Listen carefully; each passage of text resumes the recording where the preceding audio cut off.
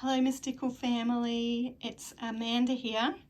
I wanted to bring you another card deck to do a little review and a walkthrough. This time we're going to look at the Moonology Oracle cards by Yasmin Boland. This is a 44 card deck and it comes with a guidebook as well. It's a really beautiful deck. It has been out for a few years now, but a really versatile and beautiful deck to work with, particularly if you feel a connection to the moon and that you want to learn a little bit more about the moon and the energy of the moon going through its different moon phases and the different signs as well. So I've kind of split the deck up into three piles because there's essentially three parts to this particular deck as I see it, but I'll show you that in a minute. I wanted to show you the guidebook first. So this is a really great little guidebook that we have here. It starts off with a lovely little blessing at the beginning to be able to bless the cards. And she talks a little bit about working with the moon and working particularly with the cards as well through the beginning and how to work with the cards. Now they do have a really nice little structure in the way that they work, which I'll cover off in just a moment. She actually has 6 spreads, different spreads that are in her book. There is the Celtic cross spread, there's a normal 3 card spread as well, but then there's also a new moon 3 card spread, a full moon 3 card spread, a waxing moon 4 card spread, and a waning moon 4 card spread as well, which is really wonderful to have some new spreads to work with too. So then for each individual card, you essentially have a double page spread, and so you have quite a bit of information on the card itself and what that particular card means. There's a section called Attune to the Moon for each card, and that is essentially an affirmation to help you in attuning to that particular moon phase or energy that that card is bringing you. There's extra meanings for the cards which are just in dot points, so like key areas that you could think about and consider. But considering that not all of these dot points may resonate with you when it comes to that particular card.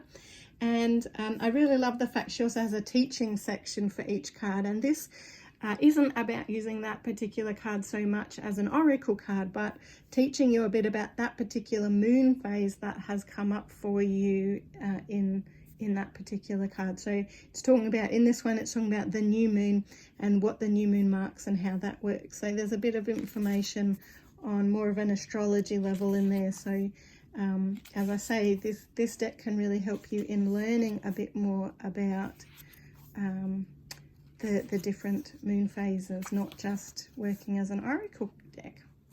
So she has that for each and every card in the guidebook. So it's a great little guidebook, quite a few pages there. The cards themselves, as I say, they're essentially split into 3 sections. One is your new moons, where you've got things like the new moon and the new moon eclipse.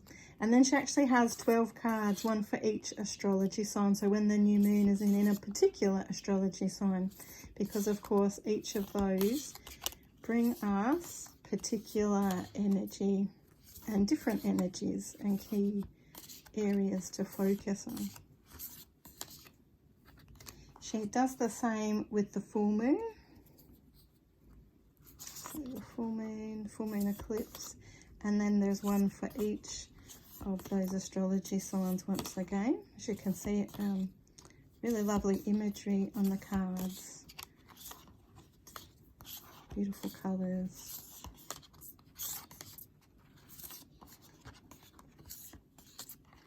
And then the last section, essentially, is some of the other moon phases. So we've got things like the supermoon, the south node, waning moon, disseminating moon, gibbous, balsamic, third quarter, and just the same. These all have their own energies. So all the cards have got some keywords on each card. So if you get confident enough to be able to read just using some of the keywords, that's awesome. North node, the blue moon, first quarter moon, waxing crescent moon. Really beautiful imagery there. And the back's really lovely there as well. And for me, as a witch who really loves working with the moon phases myself, I find that I use this deck in two different ways. One, definitely to do some little mini readings with, but I also love to use this deck as an altar focus as well. So it can be really great when you're working with, like we've just had the new moon in Aries. You could pull out the new moon in Aries card and put that on your altar or sacred space to help in focusing that energy around that new moon in Aries, to help remind you and help you connect into that particular energy.